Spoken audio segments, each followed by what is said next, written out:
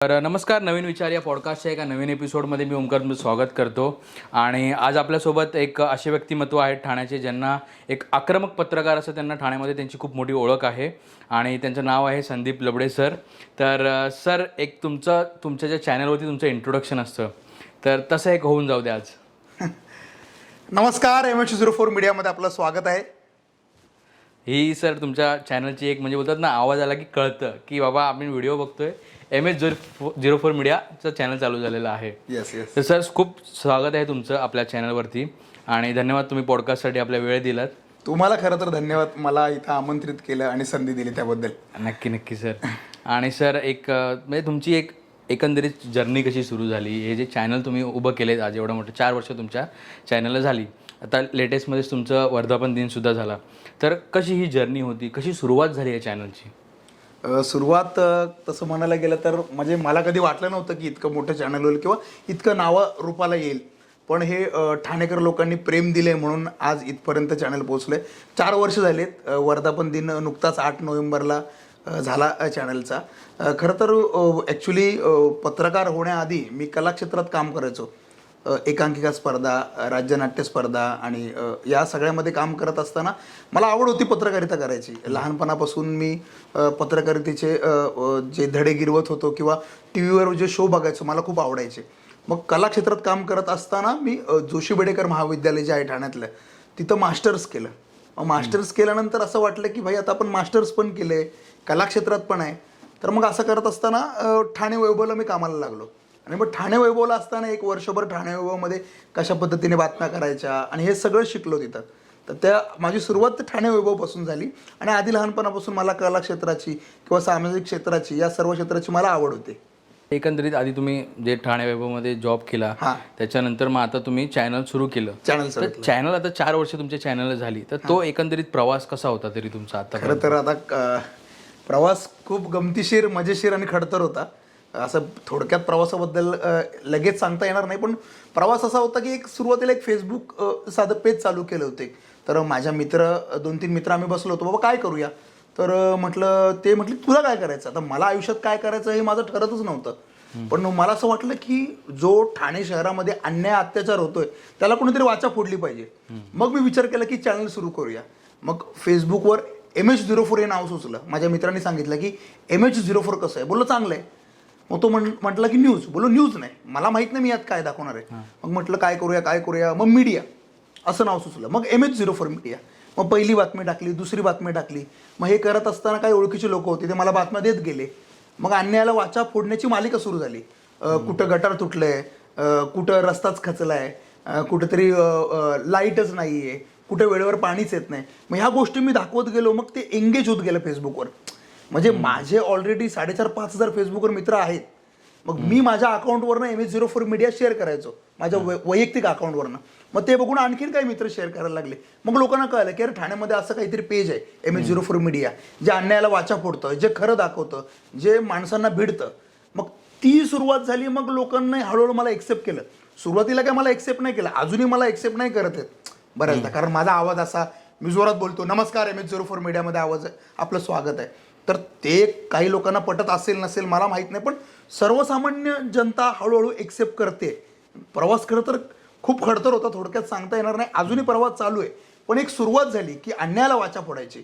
जिथं कोण पोचत नाही तिथं आपण पोचायचं. कोण गरीब आहे त्याला जर न्याय मिळत नाही तर आपण न्याय मिळवून द्यायचा. पण हे सगळं करताना आम्ही कधी स्वार्थ नाही पाहिला स्वतःच, आणि मी आज पण स्वार्थ नाही पाहत. बट सगळं हे सगळं आता तुम्ही म्हणजे करत असताना, आता पत्रकारिता तुम्ही म्हणजे बोलतात ना, तुमचं एक वेगळी ओळख आहेच ठाण्यामध्ये.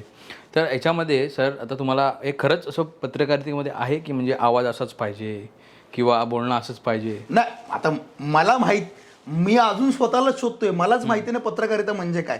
आता आपण जर पाहिलं तर पूर्वीचे सिनेमे होते की अशा पद्धतीने ऍक्टिंग केली जायची. म्हणजे 80 सालीच्या सिनेमात अशी ऍक्टिंग, 90 सालीच्या सिनेमात अशी ऍक्टिंग, मग 2001, 2010, 2022 ट्रेंड बदलत गेला.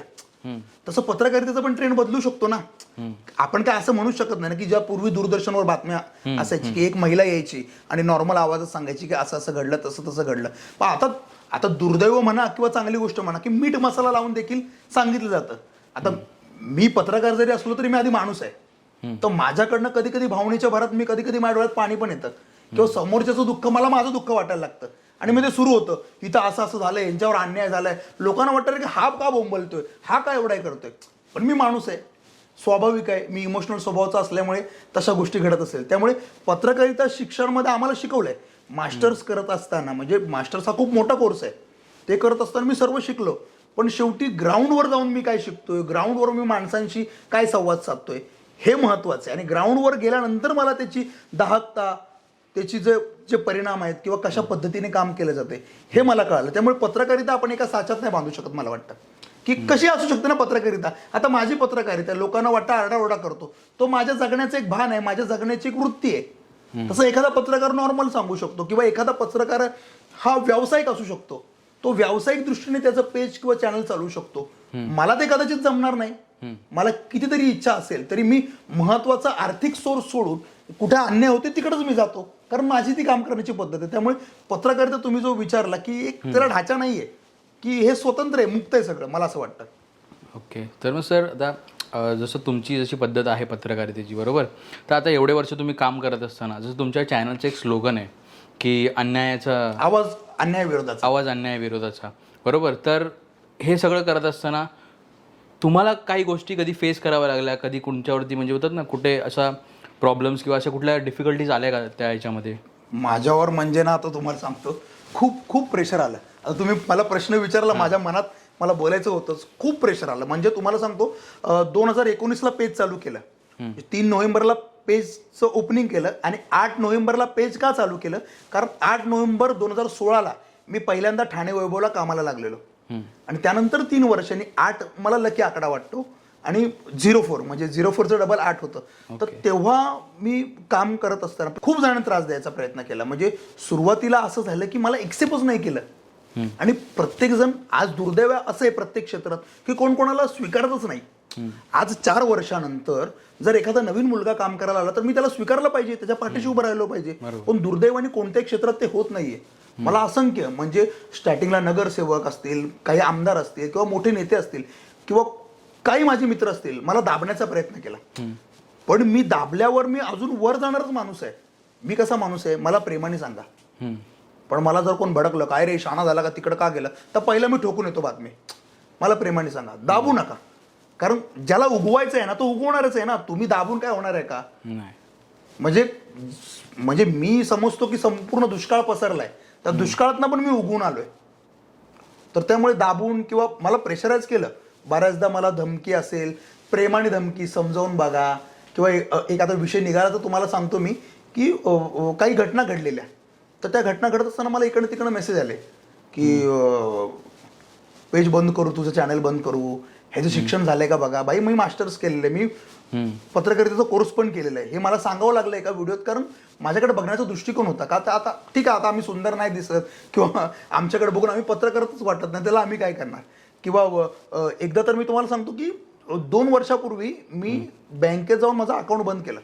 मला इतक्या धमक्या आलेल्या की इसको ये करेंगे, इसका पेज बंद करेंगे, इस पे खंडणी डालेंगे. तर मी ते रितसर बँकेला लेटर दिलं की माझं नाव संदीप साईनाथ लबडे, असं चुकीच्या पद्धतीने माझ्या अकाउंटला व्यवहार होऊ शकतात. तर ते मी बंद केलं. जेव्हा वातावरण निवळलं तेव्हा मी ते चालू केलं. त्यामुळे धमक्या वगैरे खूप आल्या, पण आता काय फरक नाही पडत. मला तर वाटतं आपल्या लोकांनाच हे लोक घाबरतात. आपण काय कशाला घाबरायचं, कारण आपण खरेत. बरोबर, आपण आतापर्यंत कोणाकडनं काही चुकीच्या मार्गाने किंवा कोणाला त्रास नाही दिला, पण गरिबांसाठी, दीनदुबळ्यांसाठी, ज्याच्यावर अन्याय होतो त्याच्यासाठी प्रस्थापितांच्या लोकांसोबत भांडलोय ना, आज पण भांडतोय. त्यामुळे आत्ता इथून पुढे त्रास द्यायचा कोणी प्रयत्न करूच नाही, कारण आपल्याबरोबर तो वरचा आहे, कारण आपली नियत साफ आहे. नक्कीच. आणि मग ह्या बाबतीतच मला एक प्रश्न होता सर, की जसं तुम्ही आता म्हणले प्रस्थापितांचं, तर प्रस्थापितांचा नक्की काय प्रॉब्लेम आहे की काय, असं म्हणजे काय नक्की? खूप प्रॉब्लेम आहे. मला प्रस्थापितांचा वैयक्तिक प्रॉब्लेमच आहे.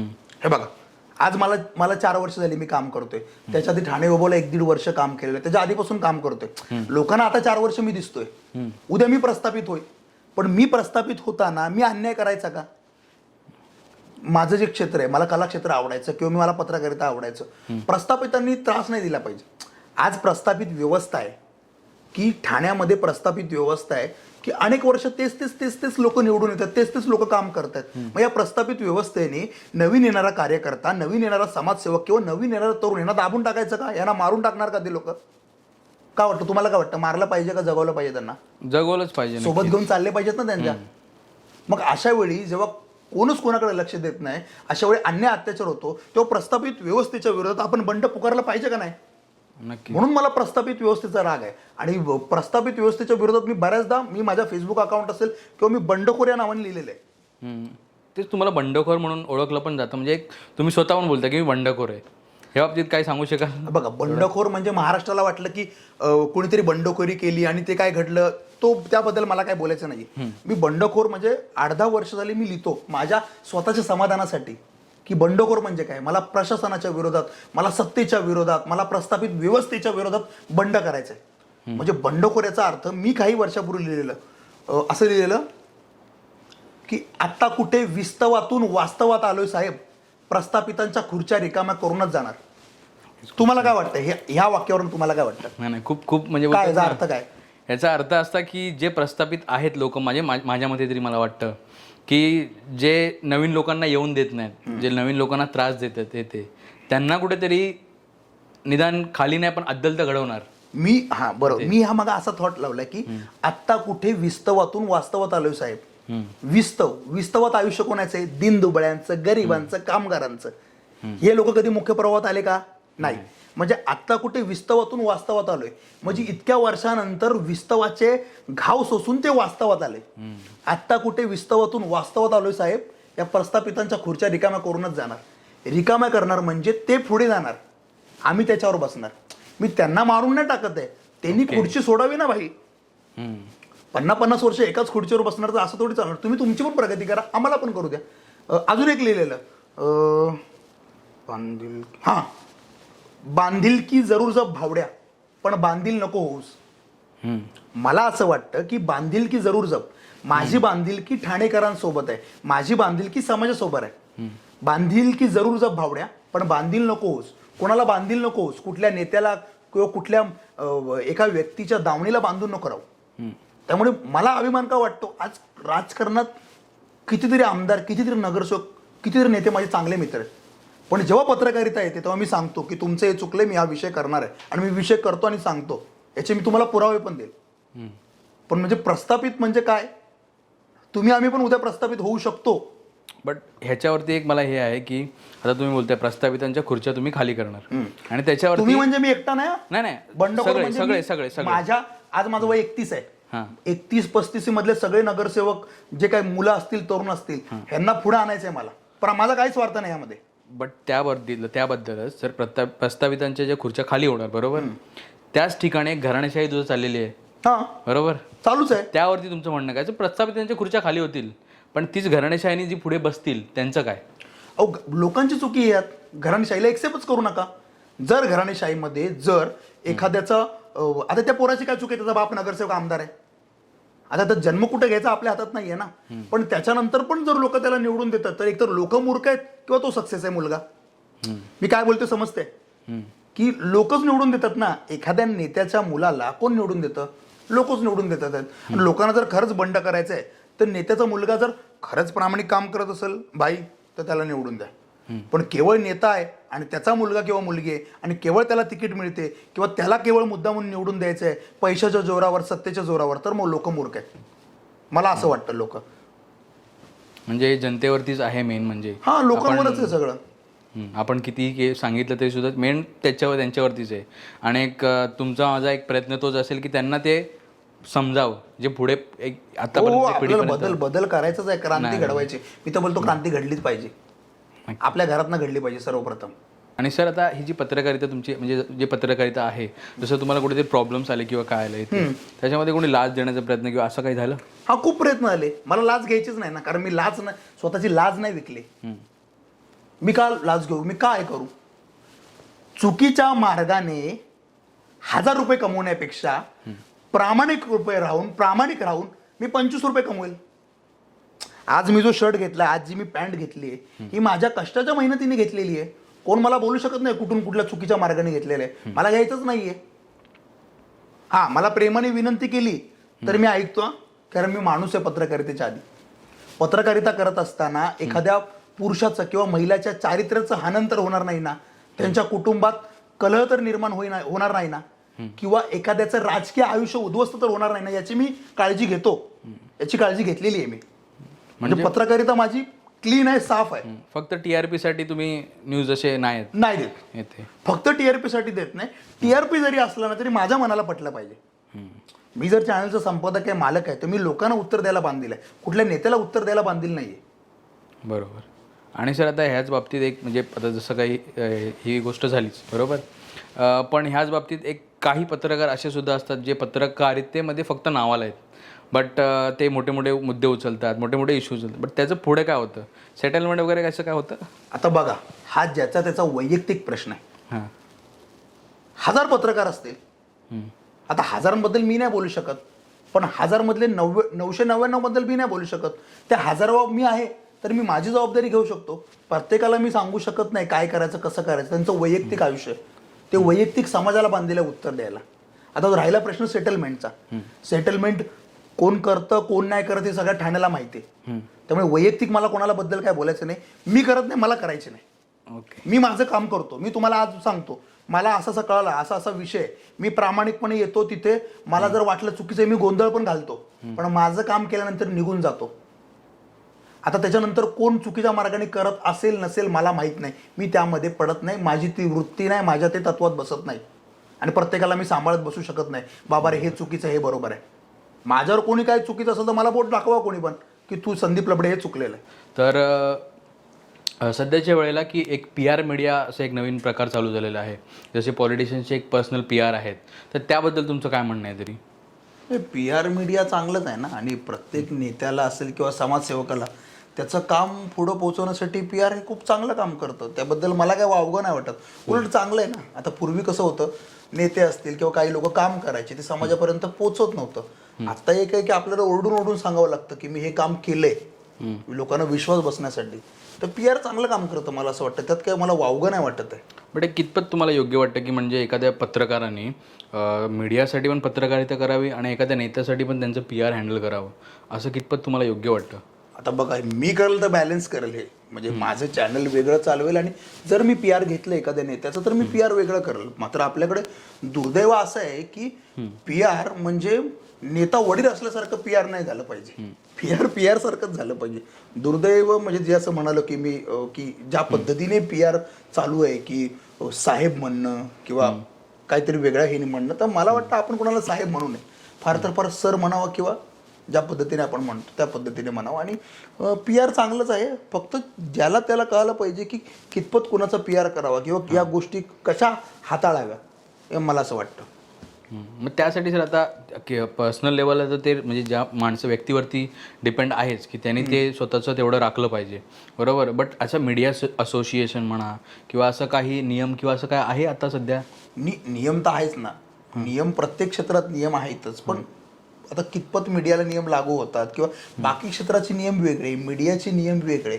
आता पत्रकारांवर इतके असे काही निर्बंध नाहीयेत. म्हणजे असं कुठे लिहिलेलं नाहीये ना की पत्रकार आहे तर त्यांनी फक्त पत्रकारिताच करावी. ऍक्टिंग पण करावी, पत्रकार ऍक्टिंग पण करतात, पत्रकार राज्यसभेत पण जातात निवडून, किंवा भविष्यात एखादा ठाण्यातला पत्रकार नगरसेवक पण होऊ शकतो. त्यामुळे असं काही सांगितलं नाहीये की पत्रकारांनी अमुकच करावं किंवा पत्रकारांनी नेता होऊ नये किंवा पत्रकारांनी तमुक करू नये. ज्याचं त्याचं, आणि संविधानाने किंवा लोकशाहीने प्रत्येकाला अधिकार दिलेला आहे. असं कुठं लिहून नाही ठेवलं अमुक करू नये तमुक करू नये. फक्त ते करत असताना फक्त क्लिअर करावं की बाबा मी पत्रकार आहे का नेता आहे का कलाकार आहे का XYZ कोण आहे.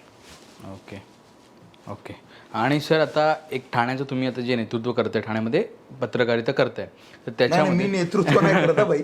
म्हणजे मी एक पायंडा पाडतोय किंवा मी पुढाकार घेतोय तरुणांसाठी. मी नेतृत्व म्हटलं तर मग पुन्हा मी प्रस्थापित नको वाटायला किंवा हा कोण नेतृत्व करणारा. बरोबर. तर ठाण्याचं तर आता जे 4 वर्ष तुम्ही पत्रकारिता करताय, तर त्यामध्ये ठाण्यामधून तरी सध्या आता तुम्ही म्हणजे कसं एक लोकल मीडिया आहे, ते एक लोकल मीडियाचं इम्पॉर्टन्स वेगळं असतं, कारण की जी मेन स्ट्रीम मीडिया आहे ती त्या इश्यूकडे तेवढं लक्ष त्यांचं जात नाही, बरोबर. तर लोकल मीडियाचं इम्पॉर्टन्स आहेच. तर त्या बाबतीत आता गेल्या 4 वर्षामध्ये तरी तुम्हाला काय असे मुद्दे आले समोर ठाण्यामधले जे मेन होते आणि त्यावरती तुम्ही पर्सनली लक्ष दिलं किंवा ते मेन स्ट्रीम मीडियाच्या निदर्शनात आणून देण्याचं काम झालं? बरेचसे मुद्दे आहेत. म्हणजे आता तुम्हाला सांगतो की आपण म्हणालात की लोकल मीडिया महत्वाची का आहे, की जसं आपण म्हणतो की प्रिंट मीडिया, पूर्वी पेपर यायचे, पेपरची बातमी पाहिली जायची, आता पण पाहिली जाते, पण त्याची तेवढी विश्वासार्हता राहिली आहे का? प्रश्नचिन्ह उपस्थित होतो, किंवा प्रिंट मीडिया ज्या त्या पक्षाला बांधील झाली आहे का असा देखील प्रश्न उपस्थित होतो. मी नाही म्हणत आहे. किंवा इलेक्ट्रॉनिक मीडिया म्हणतो की जे राज्यस्तरीय किंवा नॅशनल लेवलचे जे चॅनल आहेत ते पण दाखवतं. पण दुर्दैव असं की ती प्रत्येक गल्लीबोळातली बातमी नाही दाखवू शकत, त्यांना बंधन आहेत. मग अशा वेळी कोण येतं?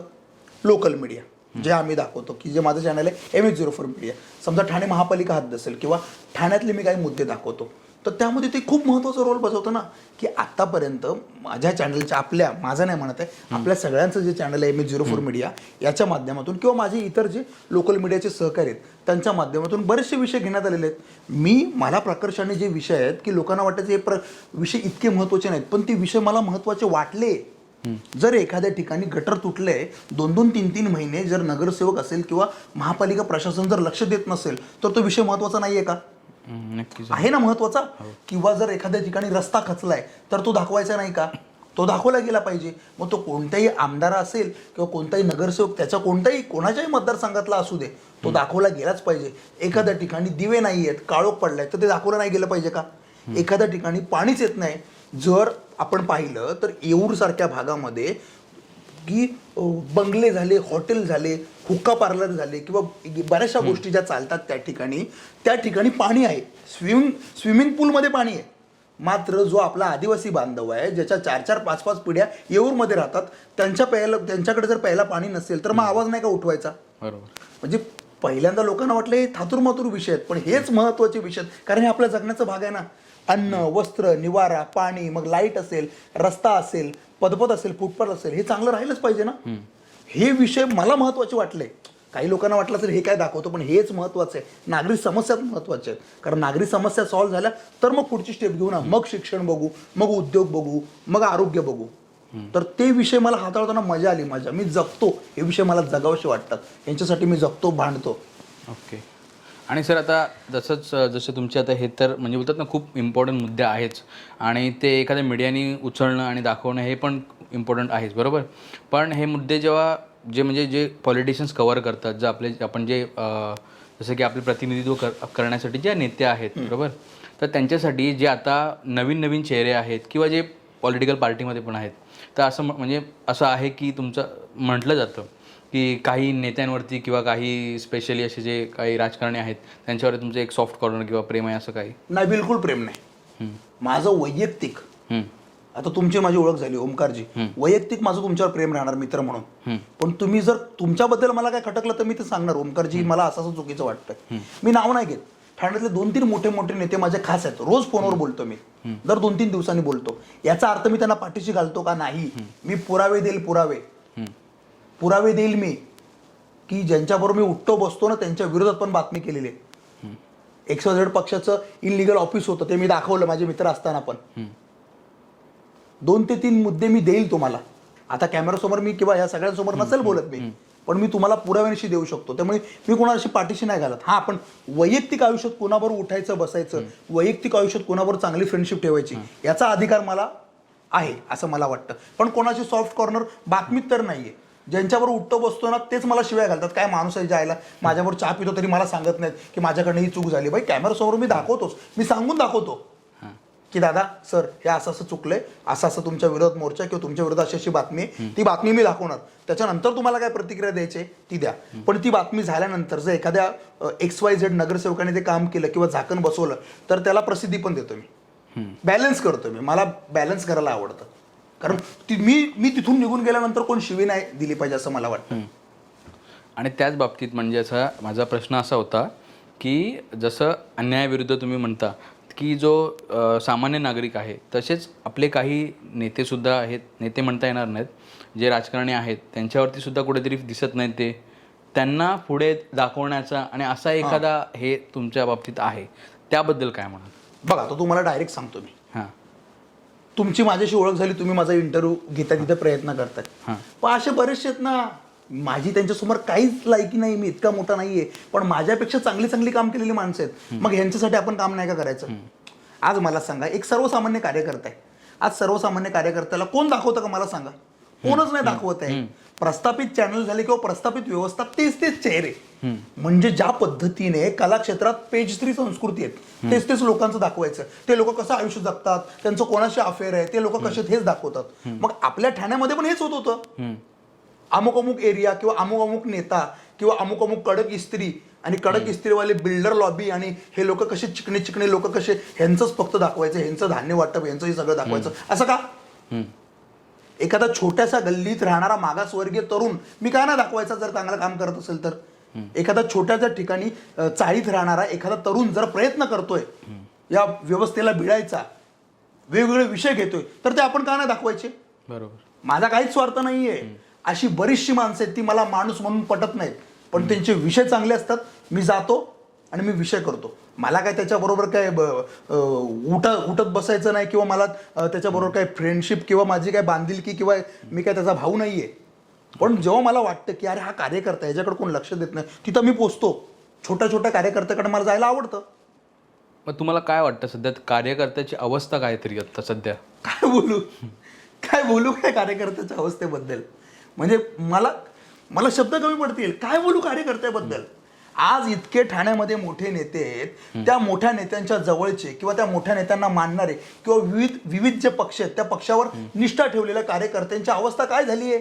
कचऱ्यासारखी अवस्था झाली कार्यकर्त्यांची. आज ज्यांना फक्त मुजरा करता येतो किंवा ज्यांना नेत्यांच्या गाड्यांच्या पुढं मागं फिरता येतं किंवा ज्यांना बंगल्यांच्या पायऱ्या झिजवता येतात सगळ्या नेत्यांच्या, ते सुखी आहेत, त्यांना मोठी मोठी कामं आहेत. पण प्रत्येक पक्षातला कार्यकर्ता रडतोय ना. काय त्याची अवस्था आहे प्रत्येक पक्षातल्या कार्यकर्त्याची?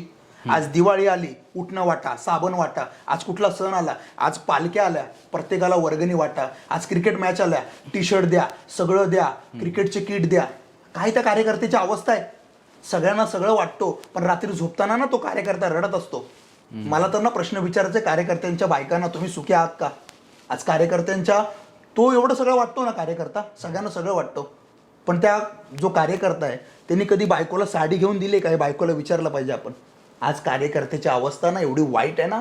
10x10च्या खोलीत पण कार्यकर्ता राहतो, पण जेव्हा समाजाला त्याला भिडावं लागतं ना, त्याला सांगायला लागतं मी पण काम करतोय, मी पण जिवंत आहे प्रस्तावित व्यवस्थेसमोर, त्याला हे सगळ्या गोष्टी कराव्या लागतात. खूप वाईट अवस्था आहे कार्यकर्त्यांची. खूप म्हणजे मी तुम्हाला सांगू शकत नाही, मला बघवत नाहीये. आणि कार्यकर्त्यांचे अश्रू मी पाहिले. मी पण स्वतःला कार्यकर्ता किंवा एक सर्वसामान्य घरातला तरुण समजतो. मी ग्राउंडवरनं आलेला माणूस आहे. मी स्वतः मंडळामध्ये झाडू मारलेला आहे, मी बाकडा बांधलेला आहे. आज पण मी जातो ना आमच्या मंडळात, मी बॅनरला तार बांधतो, मी बाकडे बांधतो, झाडू मारतो, सगळं करतो आम्ही. कारण माझ्यातला कार्यकर्ता जिवंत आहे, माझ्यातला सर्वसामान्य मुलगा जिवंत राहायला पाहिजे. आणि मी माझी ना मातीशी नाळ घट्ट जोडली आहे, म्हणून मला कार्यकर्त्याची व्यथा समजते. मला हे नेते असतील ना किंवा हे मोठे मोठे लोक आहेत ना, तुम्ही काहीतरी जा कार्यकर्त्याच्या घरी आणि त्याच्यावर बसा आणि जेवा आणि त्याची वेदना बघा. त्याच्या घरातले डबे आहेत ना, ते तांदळाचे साखरेचे रिकामे आहेत. म्हणजे दुसऱ्यांची घरं भरायची ना, आपण उपाशी राहायचं. मग आता सर आता ह्याच्या बाबतीत म्हणजे आता तुम्ही बोलताय ना, तर हे तर बोलतात ना खूप हा मोठा एक विषय आहेच. हे खूप जे कार्यकर्ते काम करतात ना, असं नाही की एका स्पेसिफिक पार्टीला किंवा हे सगळ्याच पार्टीच्या कार्यकर्त्याला हे समजलं पाहिजे, बरोबर. बट आता हे त्यांना कळतंय. मग हे लोक आता निवडणुकीमध्ये ह्यांना जेव्हा चान्स दिला जात नाही, बरोबर, ह्यांची तिकीट कुठेतरी कापली जाते, मग हे अपक्षांमध्ये का उभे राहत नाहीत किंवा यांना कुठे प्रॉब्लेम येतो? ह्या काय निवडणूक पद्धतीमध्ये हा प्रॉब्लेम आहे? कसे उभे राहणार? 2002ला 3चा प्रभाग मोठा आला. 2007ला सिंगल वॉर्ड संधी मिळाली, ठीक आहे. 2012ला डबलचा प्रभाग, 2017ला 4चा प्रभाग. आता 2022चं इलेक्शन कॅन्सल झालं, कोरोनाला सगळं आलं. आता जे इलेक्शन येईल, लोक बोलतात 2024ला इलेक्शनच नाही होणार, डायरेक्ट 2025-26ला होणार आहे. तोपर्यंत कार्यकर्त्यांनी जगायचं कसं? सर्वसामान्य कार्यकर्त्यांनी कसं जगायचं? मी जर सर्वसामान्य घरातला कुटुंबातला कार्यकर्ता आहे, मला जर 15-20 हजार पगार आहे, तर मी कसं सर्व्हाइव्ह करू? मी कसं जगू? आणि त्यात पण जर शहरी भागामध्ये जर तो कार्यकर्ता ज्या पक्षात काम करतो तो जर पक्ष फेमस नसेल तर तो मरूनच गेला ना. एखादा XYZ पक्षातला कार्यकर्ता आहे, त्याचा पक्ष इतका मोठा नाहीये, तो प्रामाणिकपणे काम करतोय, घासतोय, मेहनत करतोय, पण जर पुन्हा 4चा प्रभाग पडणार असेल, 3चा प्रभाग पडणार असेल, तर तो मरून जाईल ना. आज 4चा प्रभाग म्हटल्यावर 35, 40 ते 45 हजार वोटिंग असते, त्यातले 20-25 हजार वोटिंग होते, 50% वोटिंग होते. 10-10.5 हजारला माणूस, 10 ते 10.5 हजार ज्यांना मतं मिळतो तो माणूस जिंकतो. सर्वसामान्य कार्यकर्ता या पूर्ण प्रभागात कसा फिरणार आणि कसा निवडून येणार मला सांगा. म्हणजे प्रभाग पद्धत चुकीची आहे का नाही मला सांगा. मला चुकीची वाटते. आता समाजाने ठरवायची प्रभाग पद्धत योग्य की अयोग्य. वॉर्ड पद्धत घ्या. हे एक जे प्रभाग पद्धती आहे ना, एकदम सोप्या भाषेत एक थोडंसं समजावा ना थोडं. हे बघा म्हणजे कसं असतं, एक वॉर्ड असतो. हां. म्हणजे 131 जर नगरसेवक आहेत तर 131 वॉर्ड आहेत ठाण्यात. ओके. आणि त्यामध्ये 33 प्रभाग आहेत. 33 प्रभागमध्ये 131 नगरसेवक डिवाइड झालेले आहेत. म्हणजे प्रत्येक प्रभागाला 4 नगरसेवक. मी खोपडमध्ये राहतो. माझ्या खोपडमध्ये एका पक्षाचे 4 नगरसेवक आहेत. समजलं. मी 4 बटणं दाबलीत. मी 4 बटणं का दाबायची. मी एकच बटन दाबणार ना. मला जो उमेदवार आवडतो, एक वॉर्ड पद्धत करा. वॉर्ड कसा असतो, 10 ते 12 हजाराचा असतो. 4च्या प्रभागामध्ये कोणच कुठं काम करत नाही. असं माझ्या फक्त विभागात नाही बोलत आहे मी, प्रत्येक विभागात हेच होतं ना. तुम्ही विचारणार कोणाला. बरेचसे विभाग आहेत. आता हाजुरी झाला किंवा आमचा खोपड गोकुळदासवाडी झाला, बऱ्याचशा विभागात किंवा आंबेडकर रोड जो आहे तिथे स्थानिक उमेदवारच नाहीये. मग दुर्दैवाने बाहेरच्या लोक निवडून येतात ना. माझं काय म्हणणं आहे, वॉर्ड पद्धत करा. जसं प्रभाग पद्धतीला 40 ते 45,000 लोकसंख्या असते ना, वॉर्ड करा 10 ते 12 किंवा 15,000 लोकसंख्या. त्यातलं 50% 6,500 वोटिंग होईल. ज्याला 2,000 मतं पडतील किंवा 1,500 मतं पडतील तो जिंकेल. ज्याच्या खरंच दम आहे तो निवडून येईल. मग अपक्ष पण निवडून येईल. मला हे माझं वैयक्तिक मत मांडतोय. हे लोकशाहीला घातक आहे, पूरक आहे, योग्य अयोग्य मला माहित नाही. पण मी जी कार्यकर्त्याची वेदना बघतोय किंवा जो कार्यकर्त्याचा संघर्ष बघतोय त्याला 50 वर्ष लागतील निवडून यायला. त्यामुळे प्रभाग पद्धत मला चुकीची वाटते आणि कार्यकर्त्याची वेदना कोणीतरी समजून घ्यावं. आणि जे विरोधी पक्ष नेते ते पण आवाज उठवत नाहीत. जे विरोधी पक्ष नेते त्यांनी, ज्या विरोधी पक्षाने तरी आवाज उचलला पाहिजे की आम्हाला वॉर्ड पद्धत पाहिजे. दुर्दैव आहे ना. नक्कीच सर. तुम्हाला काय वाटतं वॉर्ड पद्धत बद्दल आणि याच्याबद्दल काय वाटतं. म्हणजे ह्याच्यात जेवढा आता तुम्ही एक्सप्लेन केलं ना, त्यावरून तरी असं वाटतं की जर एखादा कार्यकर्ता आहे एखादा, तर तो जर ठरवलं त्याने की अपक्षमधून मी लढतो, तर तो नाही लढू शकत. कारण की वॉर्ड पद्धती चालू आहे 4 जणांची. जर त्यासोबत अजून 3 जण आहेत तर तो प्रॉपरली तशी लढाई. कार्यकर्त्याला कोणाला मोठंच नाही करायचं ना. त्यांनी सतरंजा उचलायच्या, झेंडे लावायचे, मोर्चे काढायचे, सगळं करायचं. आणि तिकीट कोण घेणार. नेत्याची बायको, नेत्याचा मुलगा, नेत्याचा मुलगी. मी बोलतोय ते पटतंय का तुम्हाला. काय वाटतं तुम्हाला. नक्की पटतंय सर. कारण की हेच होत चाललेलं आणि ह्याच्यामध्ये कुठेतरी चेंजेस आलंच पाहिजे. तर त्याच बाबतीत सर आता हे सगळं होतंय बरोबर येते. तर आता ठाण्याचंच तुम्ही रिप्रेझेंट करता, तर ठाणेकरांना तुमचं एक आव्हान काय ॲज अ पॉलिटिकलसुद्धा आणि एक चांगले नागरिकसुद्धा, असं ठाणेकरांना तुमचं आव्हान काय असेल. मी काय आव्हान करू. आणि मी आव्हान करून हे बदलणार आहे का. वर्षानुवर्षी तर चालू आहे ते तसंच चालू आहे. तरी पण मी आव्हान जर करायचं झालं आणि जर माझं जर ऐकणारच असतील इतक्या छोट्या माणसाचं, एका तरुण मुलाचं, तर मी हेच आव्हान करेल. मत विकत घेऊ नका. 2,000ला काय मत विकत घेता. 2 लाख 3 लाख 5 लाख बोली लावा. IPL लावतात तसे एकेका उमेदवारावर. बरोबर आहे ना. तुम्ही 1-2 हजाराला मत विकत घेतल्यानंतर 5 वर्ष तुमचं काम करत नाही. फक्त मंडळांना वर्गण्या देणे किंवा हे करणं हेच प्रकार चालू असतात ना. 5-10 लाख घ्या ना. माझ्या घरात 4 मत आहेत, 5 गुणिले 4 20 लाख आले. एन्जॉय. टेन्शनच नाही घ्यायचं काय. मला खूप वाटतं की, आणि लोकांबद्दल मला काय सांगायचं माहिती आहे का. लोक आहेत ना, लोकांना न्याय हवा आहे, क्रांती घडवायची, सगळं करायचं, पण बंड नाही करायचं, वाईट नाही व्हायचं. कुठं ऍक्सिडेंट झाला लोक जाणार नाही पटकन बघायला. बघ मोजके काही लोक काम करतात, पण कुठं काय झालं ना. आता मीडियामध्ये मी लोकांचं सांगतो, लोकांचा अनुभव. मीडियामध्ये काम करत असताना लोक फोन करतात, ओ तिकडे झाड पडलं, आणि निघून जातात. अरे झाड पडलं बोललं तुम्ही थांबा ना तिथं, मला येऊ द्या. कदाचित पाऊस पडत असतो, कधी वेळ लागतो, कदाचित काय असतं, तिथं पोहोचेपर्यंत तो माणूस गायब होतो. मग कुणी फोन बोललं कळणार कसं. आपल्याला डिटेल देणार कोण. कुठं ऍक्सिडेंट झाला, कुठं झाड पडलं, कुठं गटर तुटलंय, कुठं रस्ता खचलाय. लोकांनी पण पुढे आलं पाहिजे ना.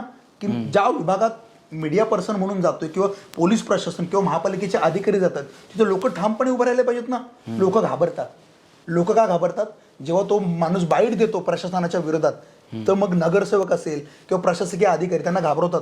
अरे शहाणा झाला का मीडियासमोर बोलतो. मग हे चुकीचं आहे ना. लोकांना घाबरले पाहिजेत. त्या नगरसेवकांना कोणी निवडून दिले. या लोकांनीच निवडून दिलंय ना. पण लोकांनी घाबरायचं कशाला. न्याय पण हवा आणि बंड पण नाही करायचं भाई. हे नाही चालणार. दुटप्पी भूमिका नाही पाहिजे भाई. न्याय मिळायचा, बिंदास विरोध करायचा. काय कोणाच्या घरातलं खातो का आपण. बरोबर. न्याय हवाय ना तुम्हाला, मग लोकशाही मार्गाने नाडा ना बिंदास. काय फरक पडतो. आणि 1-2 माणसं असतात ते धमकावतील ना. एरियातली 400-500 माणसं एकत्र आली तर कोणाचा बाप, कोण घाबरवणार आहे आपल्याला. काय कोण अमरत्व घेऊन नाही आलेली इथं बरोबर कायमस्वरूपी. ओके, हे तर झालं. आता नागरिकांवरती आहे ते की त्यांनी कसं घेतात आणि त्यांनी त्यांच्यावरतीच मेनली डिपेंड आहे. आपण तर सांगायचं समजवायचं त्यांना काम करू शकतो. ते आपण तुम्हीसुद्धा तुमच्या चॅनलमार्फत प्रयत्न करताय आणि आम्हीसुद्धा करतोच आहोत.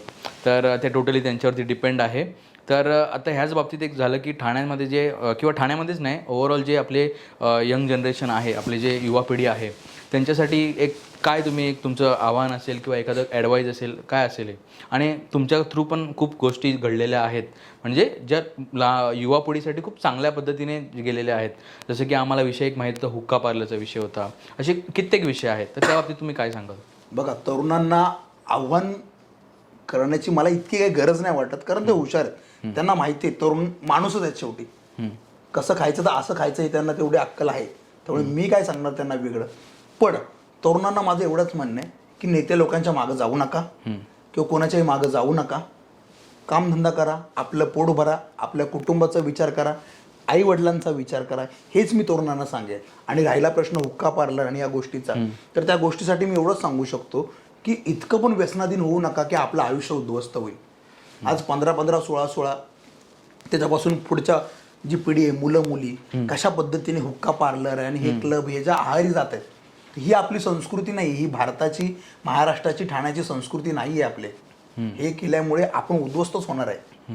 म्हणजे दुसरा देश कुठं चाललोय ना आपण कुठं चाललोय. आपण टेक्निकल क्षेत्रात असेल, आरोग्य क्षेत्र असेल, शैक्षणिक क्षेत्रात पुढे जाऊया ना. मजा करा ना, आपण मजा केलीच पाहिजे. पण मजा करत असताना की पार त्याच्या आधीन जायचं. आणि राजरोसपणे जर ठाण्यामध्ये आत्ता कमी आलेत हुक्का पार्लर, पण जो लढा जो हुक्का पार्लरचा चालू होता तो अजूनही आपला सगळ्यांचा चालूच आहे. पण तो पूर्ण लढा थांबला पाहिजे का, सगळं चुकीच्या पद्धतीने जे ते बंद झाले पाहिजेत, मला असं वाटतं. ते आता बघूया काय होते पुढे. आणि सर, आता हे जे 4 वर्ष तुम्ही सगळं जो स्ट्रगल झाला, सगळं हे झालं आहे ते, तर तुम्ही मानसिकरित्या तरी कसं तुम्ही हे सगळं पेलवलं किंवा त्याच्या मागचं काय असेल सांगू शकता सर? बघा, कसं आहे माहिती आहे का, मी कला क्षेत्र असेल किंवा कोणत्या क्षेत्रात सातत्य नाही ठेवलं. मला कसं जरा हर्ट झालं किंवा वाईट वाटलं की मी तिथून निघून जातो. आज पण माझ्याबद्दल मी प्रामाणिकपणे काम करून पण जर कोण चुकीचं बोललं तर मी तिथून निघून जातो. मी असा माणूस आहे. मी माणसाला प्रत्युत्तर देत नाही किंवा माझ्या कामातनं उत्तर देतो. पण हे सगळं करत असताना मला प्रचंड मानसिक त्रास झाला याच्यासाठी की मी त्याच्या आधी एक साधं आयुष्य जगायचो. 9ला जेवायचो, 11-12 पर्यंत TV बघून 1ला झोपायचो, परत सकाळी 8-9ला उठून माझं दैनंदिन आयुष्य जगायचो. पण इथं आल्यापासून माझं वैयक्तिक आयुष्यच उरलं नाही. कारण कंटिन्यू स्क्रीनची सवय ना. कुठल्या चॅनलला कुठली बातमी आली, कुठं काय महत्त्वाचं आलं आहे, कुठं आग लागली आहे का, कुठं काय झालं आहे का, तर पहिलं मी पळत जायचो. त्याच्यामुळे असं झालं की माझ्या हेल्थ इश्यू झाले मला, की मी 2-3 वर्षापूर्वी प्रचंड बारीक होतो. झोप नाही, आता काय नाही, खाणं वेळी अवेळी, कशा पद्धतीने, म्हणजे कुठेच झोप नाही, कुठेच जेवणाचा टाईम नाही. त्यामुळे माझ्या तब्येतीवर परिणाम झाला. म्हणजे 2 वर्षापूर्वी तर मी ॲडमिटच होतो काही दिवसासाठी. इतका माझ्या हेल्थवर परिणाम झाला, तर मला खूप त्रास झाला. पण मी त्यातून बाहेर पडलो. कारण आपण असं म्हणतो ना की कोणतरी चांगलं काम करणाऱ्या माणसाच्या मागे कोणतरी उभं राहतं. तर मला वाटतं परमेश्वर माझ्या मागे उभा आहे म्हणून हे संतुलन मी आज पण राखतोय. आता मी प्रचंड डिस्टर्ब आणि प्रचंड मी भडकणारा माणूस आहे. प्रचंड माझे डोळे लाल होतात मी भडकला का. दात चावून वगैरे मी वागणारा माणूस होतो. पण आता मी कंट्रोल करतोय स्वतःला. कारण बघा की सुरुवातीला कोणी माणूस आला का एक वेगळ्या पद्धतीचा असतो. पण आता जेव्हा आपल्याला समज येते की आपली एक जबाबदारी, समाज आपल्याकडे वेगळ्या दृष्टीने बघतोय, तर कुठेतरी शांत व्हावं लागतं. शांत आहे, पण चुकला तर आपण त्याला ठोकलं पाहिजे असं मला वाटतं. मग आता हे जे मानसिकरित्या तुम्ही जे स्ट्रॉंग झालात, त्याचं आध्यात्मिक दृष्टिकोनाने किती म्हणजे तुमच्या ह्याच्यामध्ये झालं? खूप खूप महत्त्वाचं आहे माझ्यासाठी. अध्यात्म खूप महत्त्वाचं आहे. कारण मी असा मुलगा होतो ना की आमचा परिवार म्हटलं ना, आमच्या परिवारात जॉईंट फॅमिली, सगळे हुशार, म्हणजे 6-7 भाऊ, आमची ताई वगैरे सगळे हुशार होतं. तर शिक्षक आला का मला शिव्या घालायचे, हा ढय ह्याला काही येत नाही. आणि बाकी भाऊ कोण मॉनिटर होतं वर्गात, कोण पहिलं यायचं, कोण दुसरं यायचं. तर मला असा कंटाळा यायचा की काय आहे, म्हणजे मला असं शिक्षणात रसच नव्हता. पण नंतर मला शिक्षणात 9वी-10वीत रस वाढू लागला. नंतर मग मी आध्यात्मिक झालो, मी माळ घातली, मी पंढरीची वारी करू लागलो. आमच्या इथं माघी गणेशोत्सव असतो गेली 22-23 वर्ष. तिथं सेवा म्हणजे इयत्ता 5वीपासून पहिल्या वर्षापासून करतो. तर मी अध्यात्माकडे ओढत गेलो. ज्या ज्या माझ्या चुका होत्या ना त्या अध्यात्मामुळे लपत गेल्या आणि मी एक वेगळा माणूस घडत गेलो. अदरवाईज मी कुठेतरी गुंड तरी असतो किंवा काहीतरी मारामारी करणारा किंवा असं भांडणं करणारा एक वेगळा माणूस असतो. अध्यात्मामुळे मी लाईनीवर आलो आणि मी घडत गेलो. आणि जे काय ना ते अध्यात्मामुळे. म्हणजे कदाचित जेव्हा जेव्हा माझे 2 ते 3 वेळा ऍक्सिडेंट झालेले आहेत, 2-3 वेळा मी अक्षरशः बाईकवरनं माझ्या सहकार्यासोबत, कमलेश जो माझ्यासोबत नेहमी असतो त्याच्यासोबत घासत गेलेलो आहे, पण मी उठून उभा राहिलो, मला काहीच नाही झालेलं आहे. म्हणजे वाचवतोय कोण? हे देव वाचवतो आपल्याला. ज्यांच्यासाठी आपण रात्री अपरात्री निस्वार्थपणे धावत गेलोय, ज्या ज्या लोकांना आपला स्वार्थ न पाहता मदत केली आहे, ते लोक वाचवतात. म्हणजे तुम्हाला सांगतो, दर 2-3 दिवसांनी कुठली तरी बाईक मला बंद झालेली दिसते, त्यांना टो करतो, पाय वगैरे लावून आम्ही त्याला पेट्रोल पंप पर्यंत नेतो किंवा त्याच्या घरापर्यंत सोडवतो. हे रोज होतं, कारण रोज मी 11-12 वाजता बाहेर पडतो, रात्रभर आम्ही बाहेरच फिरत असतो. बरं वाटतं 1-2 तास फिरायला, पण कुठेही काही ना काही मदत होतेच. ही मदत कोण करते, का होते ही मदत, आणि आपल्याच हातून मदत का होते? मला एवढा आनंद भेटतो की आज मी फकीर आहे, आज माझ्याकडे काहीच नाहीये, पण माझ्याकडनं मदत होते ना. मला आश्चर्य वाटतं की स्वामींनी मलाच का निवडलंय मदत करायला. म्हणजे खूप वेगळी उदाहरणं आहेत, खूप वेगळी उदाहरणं आहेत. खूप लाईफ जर्नी तुमची एकदम बोलतात ना इंटरेस्टिंग होती, आणि खूप वेगवेगळे जसे किस्से घडत गेले तुमच्या लाईफमध्ये, तर ते आहेच एक वेगळ्यारित्या. आणि सर आता एक स्पेसिफिकली म्हणजे तुम्ही जे आता आपली युवा पिढी जी आहे, ज्यांना मीडियामध्ये यायचे, त्यांच्यासाठी तुमची एक काय ॲडवाईस असेल त्यांना? मी आता पुन्हा सांगायला, तुम्ही नेहमी अडवायस म्हणजे सल्ला मी इतका मोठा नाही, पण एवढं सांगाल, तुम्ही प्रामाणिकपणे काम करा. ज्याला या मीडिया क्षेत्रात यायचं त्यांनी प्रचंड प्रामाणिक राहणं गरजेचं आहे, त्यांनी मेहनत करणं गरजेचं आहे, आणि तो निस्वार्थ असणं गरजेचं आहे, आणि तो तिसऱ्या अँगलनी बघणं गरजेचं आहे. मी माझी बातमी करत असताना, म्हणजे हे धान्य वाटप असेल, आरोग्य शिबिर असेल, हे बातम्या आपण करतोच, किंवा मीडियामध्ये व्यावसायिकता असणे, जाहिरात, आपलं उदरनिर्वाह जाहिरातीमुळे होतं, मी सरळ सांगतो, तो एक भाग झाला. पण एखाद्या गोष्टीकडे बघताना त्रयस्थ म्हणून पाहिलं पाहिजे, की मी संदीप आहे, मी माझं चॅनल चालवतो, पण मी एखादी बातमी तिसऱ्या माणसासारखी पण बघतो कधी कधी. याला काय वाटेल रे, लोकांना काय वाटेल रे, हा बरोबर आहे का, चुकीचं आहे, मी असं बघतो. आता मला काय प्रत्येक वेळीच मी चांगलीच बातमी करतो किंवा असं काही नाही आहे, पण मी माझ्या लेवलला करतो. मला असं वाटतं की नवीन येणाऱ्या मीडियामधल्या माणसाने एवढंच लक्षात ठेवायचं, आपण समाजाला उत्तर द्यायला बांधलेलं आहे, कुठल्या नेत्याला कुठल्या माणसाला नाही. कोणाला काय वाटेल, खड्ड्यात गेलं, विचार नाही करायचा, बिंदास नाडायचं. कोणाच्या तेवढी हिंमत नाही की तुम्हाला मारायला. तो काळ गेला, आता धमकी बिमकी द्यायचा. आता आपण लोकांनी ठाणे चालवायचंय, पुढची 5-10 वर्ष आपण लोकांनी चालवायचंय. हे म्हणतात ना, ठाण्यात कुठली गँग असेल, XYZ गोल्डन गँग असेल, आता पितळ गँग असेल, काय ना फरक पडत काय, नवीन पोरं येणार, लोखंड गँग स्थापन करणार, आणि या लोकांना नडणार. नक्कीच सर. बघूया आता म्हणजे काय होतंय बघूयाच. असं नाही की ठाण्यामध्येच, पूर्ण महाराष्ट्रातच आपल्याला हे करायचे सगळ्या गोष्टी. आणि एक पुढचा एक प्रश्न, ठाण्यात आता सेंटर पॉइंट आहे ना, ठाण्यावर ते तर आहेच. कारण आता जसं तुम्ही ठाण्याचं म्हटलं, तर खाली ठाण्याला सोन्याची लंका असं बोलतात. काय बोलतात? सोन्याची लंका. सोन्याची लंका, म्हणजे सोन्याची लंका जळायला आमच्यासारखे वानरं आहेतच. नक्कीच, आणि खूप वानरं येणार भविष्यात. नक्कीच सर. तर हे तर झालंच, हा तो एक बोलतात ना पार्ट होताच, करिअरचा पार्ट झाला, सगळ्या गोष्टींचं हे झालं. तर एवढं सगळं आता तुमचं जे संघर्ष होता, चालू होता, त्याच्यामध्ये असं कधी झालं आहे का की म्हणजे कधी असं निगेटिव्ह वाटले, किंवा असं कधी वाटलं की खूप हरल्यासारखं, किंवा एखाद्याने फसवणूक केली, असं कधी काय झालं आहे? बघा, आता फसवणूक तर रोजच होते आमच्यासारख्या माणसाची. कारण कसं आहे, संघर्ष आपण करतोय, पहिल्या दिवसापासूनच करतोय.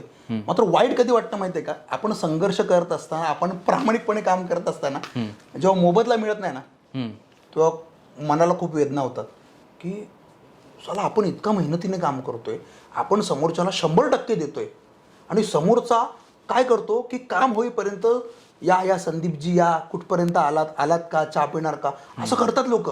पण मात्र काम झाल्यानंतर तीच लोक लाईव्ह संपल्यानंतर जेव्हा पाठ फिरवून निघून जातात, तेव्हा वाईट वाटतं की अरे असं काय. कमिटमेंट पाळा ना. तुम्ही जर मला सांगितलंय की आपण जेव्हा व्यवहार करतो की मी ओंकारजी तुम्हाला एखाद्या कामाचे 2 रुपये देणार आहे, आणि काम झाल्यानंतर मी जर ओंकारजींचे फोनच उचलत नाही किंवा ओंकारजींचा कॉन्टॅक्टच होत नाहीये, मी जर इग्नोर करतोय, तुम्हाला फाट्यावर मारतोय, तर तुम्हाला काय वाटेल की जेव्हा गरज होती तेव्हा ह्यांनी 10 फोन केले, आणि जेव्हा तुमची माझी न्यायाची वेळ आली तेव्हा माझ्याकडे लक्षच दिलं जात नाही. त्यामुळे फसवणूक रोज होते. मला वाईट का वाटतं की माणसाने क्लिअर सांगावं की मला नाही जमणार आहे, माझी नाही कॅपॅसिटी आहे, आपण सहन करू. पण कमिटमेंट देऊन, प्रामाणिकपणे शब्द देऊन जेव्हा माणसं पाठ फिरवतात, तेव्हा वाईट वाटतं ना. का निराशा येणार नाही मला सांगा. आज या ठाण्यामध्ये किंवा शहरामध्ये जगत असताना आपण कसं जगणार मला सांगा. इतकी महागाई या सगळ्या गोष्टी आहेत, तरी देखील आपण तग धरून आहे, तरी पण आपण भांडतोय, तरी पण आपण व्यवस्थेला विरोध करतोय. आणि अशा अवस्थेत जर फसवणूक होत असेल तर का नाही मनाला वेदना होणार. रोज मनाला वेदना होतात, रोज फसवणूक होते. ज्या ज्या लोकांसाठी आपण धावून जातो तीच लोक जेव्हा कदाचित मला बाहेरनं कळतं की आपल्याबद्दल जर निगेटिव्ह बोलत असेल तर वाईट वाटतं ना. मी आजपर्यंत कोणाबद्दलच निगेटिव्ह बोलत नाही, वाईट बोलत नाही. माझं म्हणणं की आपण तिथून निघून जावं. पण जर तुमची कमिटमेंट आहे तर दिलेला शब्द तुम्ही पाळला पाहिजे. फसवणूक ही केलीच नाही पाहिजे कोणी कोणाची. प्रत्येक माणूस हा शब्दाला प्रामाणिक असला पाहिजे. म्हणजे कसं झालं माहितीये का, आपण आपल्याला घरात खूप किंमत आहे, घरातला वाटतं आपला मुलगा लोकांना न्याय मिळवून देतो, भांडतो, ओरडतो, सगळं करतो. अरे पण माझाच किस्सा रिकामा असेल तर फायदा काय. म्हणजे मी लोकांना न्याय मिळवून द्यायचा, पण माझ्याच न्यायासाठी मी बंड नाही करू शकत. रोज फसवणूक होते आणि प्रत्येकाची फसवणूक होते. प्रत्येकाची इथे फसवणूक होते, प्रत्येक क्षेत्रात फसवणूक होते. प्रत्येक क्षेत्रात चांगली वाईट क्रूकर्म करणारी माणसं आहेतच. मग या बाबतीत आता एक कर्मावर विश्वास ठेवता तुम्ही? खूप आहे. माझा कर्मावर विश्वास आहे. तुम्हाला उदाहरण देतो. एक दिवस ना नारळ पाणी प्यायला मी आणि माझा एक मित्र गेलो होतो. तर नारळ पाणी त्यांनी एका माणसाला दिलं आणि तो माणूस निघून गेला. मी बोललो अरे पैसा क्यों नहीं लिया. तर बोलतो उसका कर्म उसके पास. माझ्याकडे डोळे उघडले ना. अरे किती मोठं तत्वज्ञान सांगितलं त्या माणसाने. त्याने एकतर समाजसेवा केली, अन्नदान करणं किंवा एखाद्याला खायला घालणं ही समाजसेवाच आहे. भले तो धंदा करत असेल, व्यवहार करत असेल, व्यवसाय करत असेल, पण जेव्हा त्यांनी ते नारळ पाणी दिलं 50-60 रुपयाचं आणि समोरचा पैसा बुडवून गेलाय, ह्याला काय लॉस नाही. एका नारळ पाण्याने ह्याला काय नुकसान होत नाहीये, पण जो बुडवून गेलाय ना त्याचं कर्म त्याच्याकडे परत येणार आहे. माझा कर्मावर खूप विश्वास आहे आणि विश्वास असलाच पाहिजे. आज तुम्ही लोकांसाठी मदत करताय, आज तुम्ही लोकांसाठी धावून जाताय, तुमचं चांगलं होणारच आहे. मला एका नेत्याने सांगितलेलं की म्हटलं संदीप तुझी लाईन इतकी मोठी कर ना की समोरच्याची आपोआप छोटी दिसेल. मला कोणाची लाईन छोटी नाही ठेवायची, पण मी मोठी करतो. मला बरेच जण त्रास देतात, माझ्याबद्दल चुकीचं बोलतात, मी 10 वेळा धावून जातो, 11व्या वेळी मी नाही गेलो तर मी वाईट कसा काय. बघा प्रत्येकाची प्रत्येकाबरोबर मैत्री, प्रत्येकजण प्रत्येकाला मदत करतोच. बरोबर. पण माझं एकच तत्व आहे, जर भविष्यात ओमकार हे व्यक्ती माझ्याशी चांगला नाही वागला तर मी ओमकारचं कधीच वाईट नाही करत. पण XYZ माणसाचं मी एवढं चांगलं करतो की ओमकार बरोबर माझ्याकडे येतो. हे माझं तत्व आहे. मी कधीच तुमच्याबद्दल वाईट करणार नाही, वाईट चिंतणार नाही. पण प्रत्येकाला प्रत्येकाची जागा कळाली पाहिजे. बरोबर. मला असं गोष्टींचं हे झालं. तर प्रश्न असा होता की एक आम्ही जेव्हा आता एखाद्याचा पॉडकास्ट घेतो किंवा व्हिडिओ करतो बरोबर, तर आम्ही थोडंफार त्या व्यक्तीबाबतीत रिसर्च सुद्धा करतो.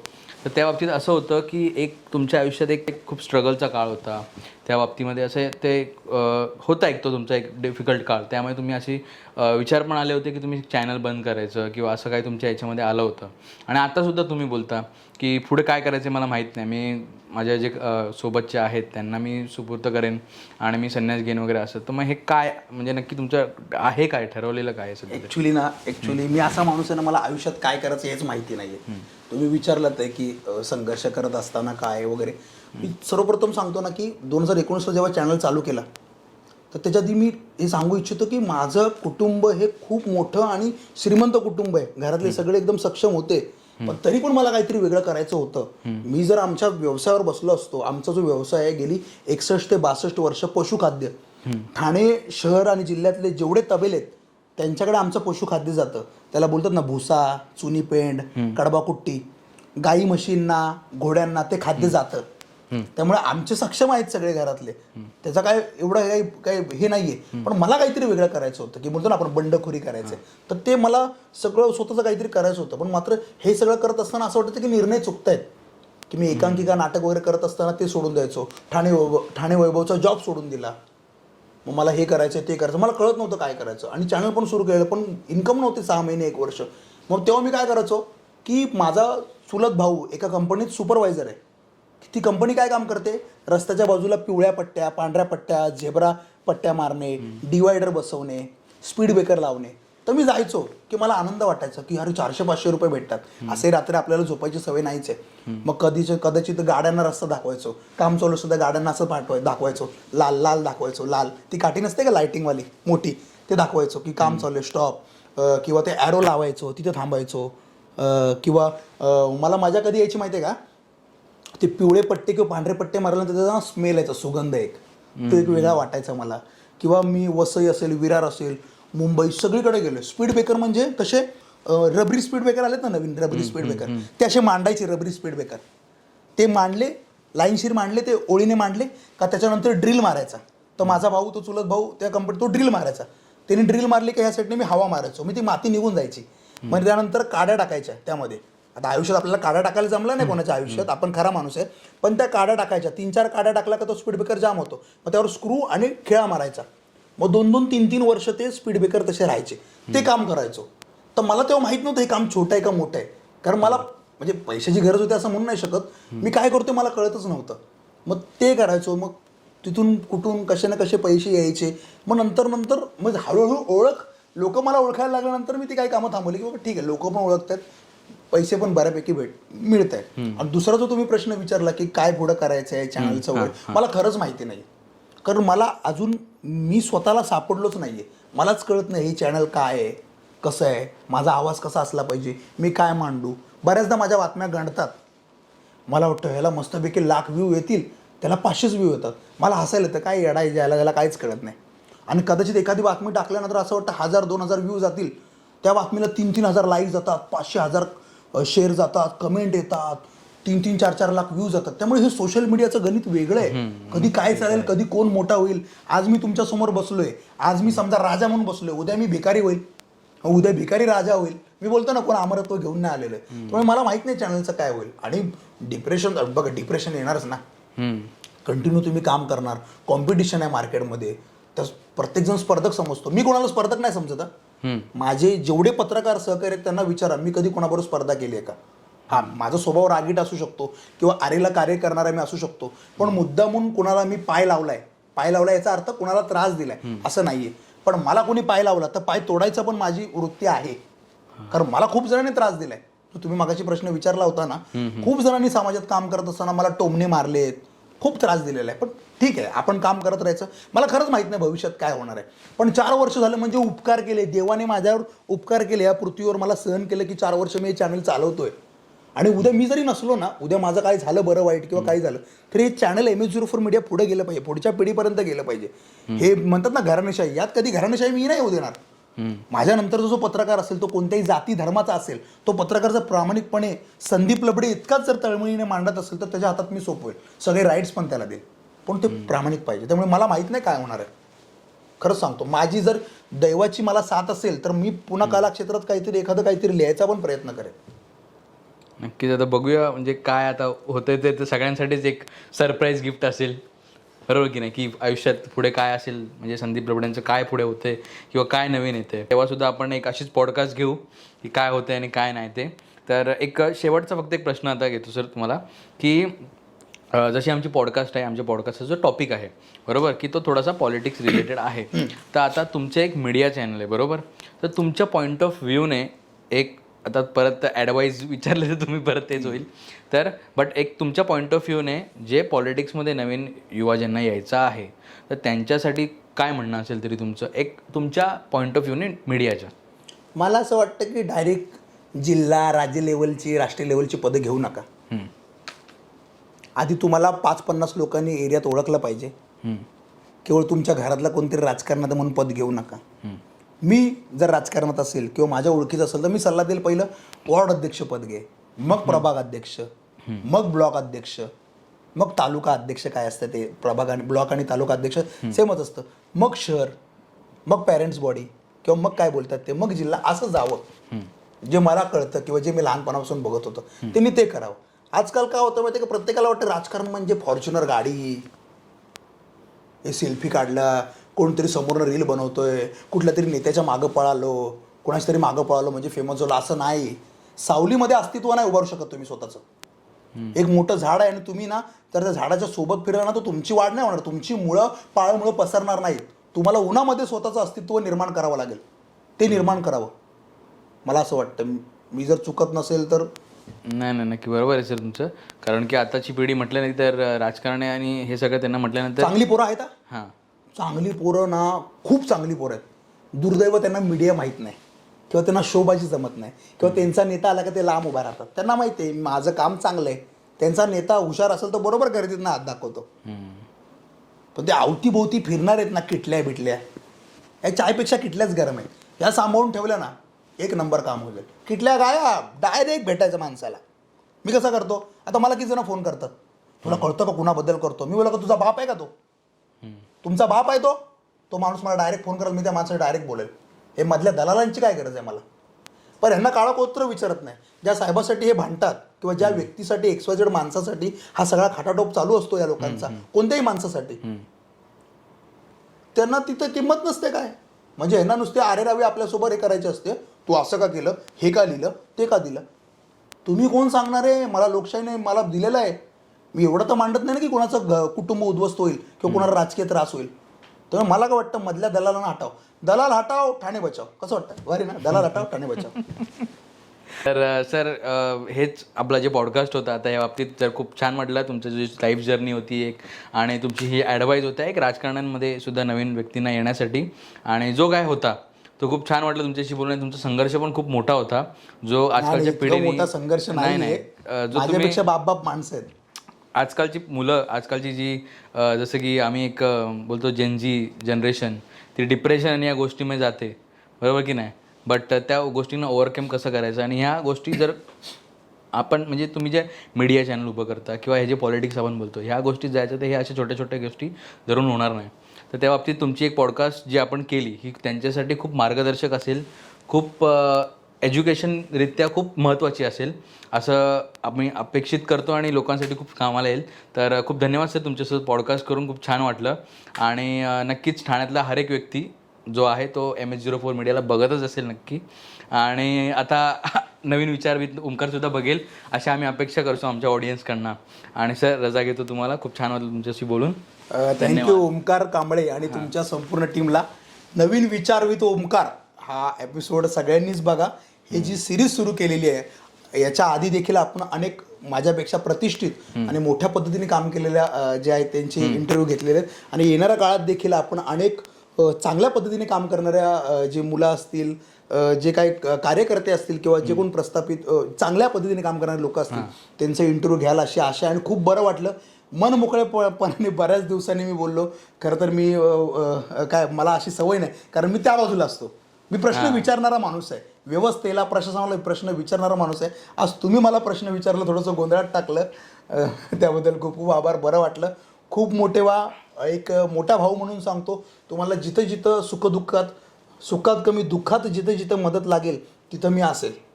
खूप छान वाटलं आल्याबद्दल. All the best.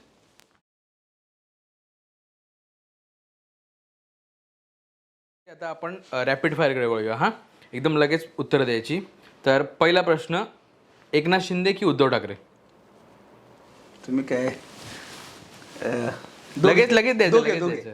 दोघे नाही, लगेच द्यायचं काहीतरी. माझ्या मनात दोघे पण आहेत. ठीक आहे. सेकंड क्वेश्चन, बॉलिवूडचा जसा ऑरी आहे तसा राजकारणातला ऑरी कोण? सॉरी पण अजून ऑरी कोण राजकारणात दिसत नाहीये, तरी वरच्यावर असं कोण सांगू शकत नाही. सॉरी. ओके. आता पर्सनल क्वेश्चन आहे पण याचं एकच उत्तर पाहिजे. लव्ह मॅरेज की अरेंज मॅरेज? याचा काय संबंध आहे? दोनच ऑप्शन आहेत. मॅरेज किंवा नो मॅरेज किंवा काही. ठीक आहे, चला. निष्ठा की संघर्ष? निष्ठेतून उभा राहिलेला संघर्ष. नेता की कार्यकर्ता? कार्यकर्ता, कधी पण 100% कार्यकर्ता. ओके. देवधर्म की अंधश्रद्धा? कर्म. कर्म. आता एक शेवटचा प्रश्न आहे आणि एकदम चांगला प्रश्न आहे. ठीक आहे.